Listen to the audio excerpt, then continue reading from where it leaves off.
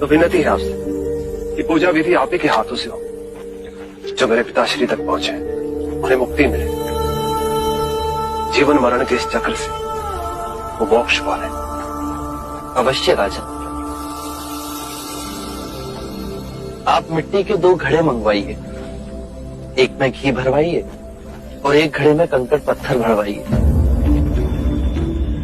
और उन दोनों घड़ों के मुंह कपड़े से बंधवा दीजिए और उन्हें लेकर नदी के तट पर आइए। मैं वहीं आपकी प्रतीक्षा करूंगा। मैं भी उसका प्रबंध करता हूं महाराज।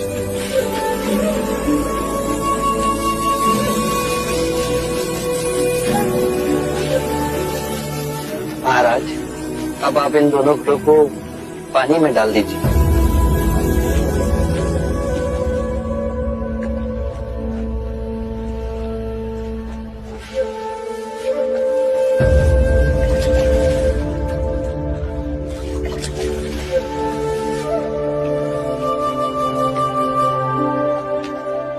महाराज, अब इन दोनों घड़ों को आप तोड़ दीजिए।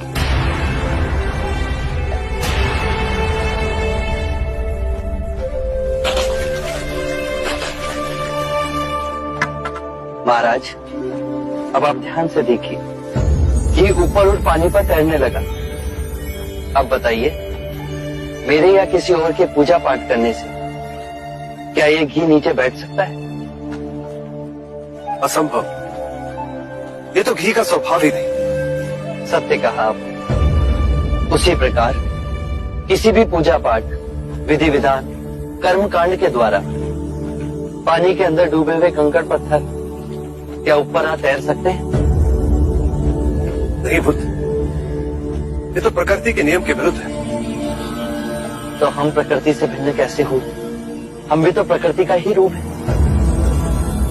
सत्य कहा बुद्ध। एक सत्य यह भी है राजन, यदि हमारे पूर्वजों ने अपने जीवन काल में कंकड़ पत्थर बोए, दुष्कर्म किए, तो वो स्वाभाविक ही कंकड़ पत्थर की तरह नीचे बैठ जाएंगे। और यदि उन्होंने अपने जीवन काल में सत्कर्म किए, तो स्वाभाविक ही घी की तरह ऊपर आ तैरने लगेंगे। जो बोएंगे वही काटेंगे।